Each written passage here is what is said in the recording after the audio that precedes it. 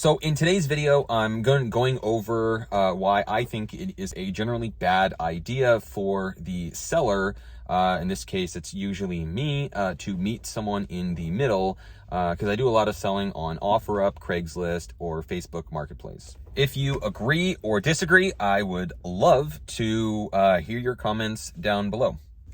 So I break this rule every once in a while, but I try to stick to it as much as I possibly can, mainly for two words, what are called sunk costs.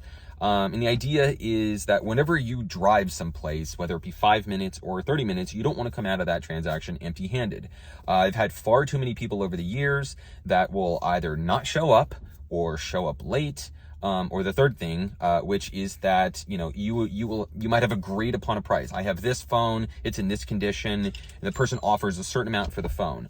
Well, first of all, there's no guarantee that when you actually meet up with them, that they're going to offer that. I've had far too many people that I drove 30 minutes and then they look at the phone and then they lowball me by $100. Well, sunk cost. I have invested my time. I don't want to walk away from that transaction empty-handed. So what a lot of people do is they will do that intentionally. They'll tell you a number knowing that when they see it, you drove 30 minutes, you don't want to walk away from that empty-handed, you're probably going to take that offer. Well, it's those two reasons why I don't. So another way to say it is leverage. Whenever you're meeting somebody in the middle, whether it be you driving 10 or 20 or 30 minutes, you have a lot less leverage than if you didn't drive. If you drove 30 minutes and the person doesn't show up, shows up late, or makes a low offer, you have very little leverage there. You drove 30 minutes, it's in your best interest to wait around another 10 or 15 minutes until the person shows up.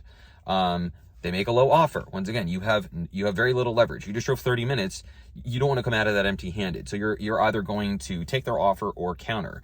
On the flip side of that coin, if they drove all the way to you and you only drove, I don't know, a quarter of a mile or half a mile, there's usually a Starbucks I meet people at not too far from my house. So it's really not that inconvenient for me. It is a 2 to 3 minute drive for me to meet someone.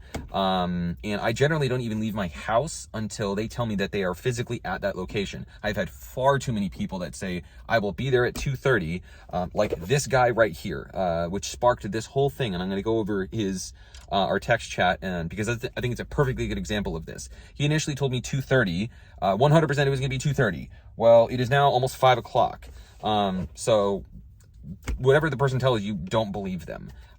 So the person says, okay, I am physically at Starbucks right now. Okay, great. Then I drive there. If I show up and then they make a low offer, it's really not that big of a deal for me to get in my car and go back home. Or even just not to say, I think threat is not the right word, but they know that you get to drive 1 minute. They had to drive 30 minutes. So it cuts down on a lot of people that are going to show up and make a low offer because you get to get in your car. They have a 30-minute drive home. So sunk costs on their end means that they don't want to come out empty-handed.